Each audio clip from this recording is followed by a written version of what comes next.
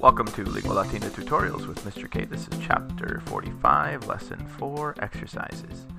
Here we have practice with the ablative absolute with a noun, cum nomine, or a substantive adjective. So sometimes rather than having a verbal phrase, we can have just a noun phrase, and often they're translated with or while, just like the ablative absolute. So we have here, multi Trojani, blank blank, e patria profecti sunt. So many Trojans were led out of their homeland of Troy with Aeneas as their leader. Okay, or you could say while Aeneas led them.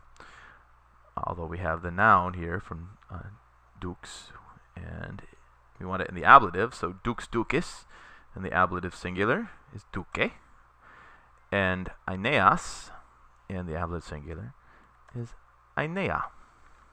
So with Aeneas as their leader, many Trojans were led out of their homeland, their fatherland. Here we have Lavinia ruled, Lavinia regnavit, with her, with the boy Ascanius. So we want here Ascanio puero, because puer is one of those second declension er ending nouns. Okay, and then you could do the rest of these and move on. Let's go on to section 11, our vocab exercise. So make sure you've studied well your vocab, looking at your margin notes, listening to the margin notes. You need to know those perfectly. And here we go with our practice. Postea cum Sextus Tarquinius colatiae benigne exceptus esset, noctu ex, a word coming from hospes, guest, cubiculo ad dormientem Lucretiam penetravit. So afterwards, when Sextus Tarquinius had been received kindly at Colatia, in the night, he, from his guest bedroom, and remember that came from hospes, and it was the word hospitalis, hospitale. So it is a third declension adjective, and that declines like anything is, e, m, and e. Okay, a long I in the ablative singular. And since we're matching it up with the ablative here, because we've got ex, ab cum de, ex in pros, in a sub, praecoram, I'll take the ablative.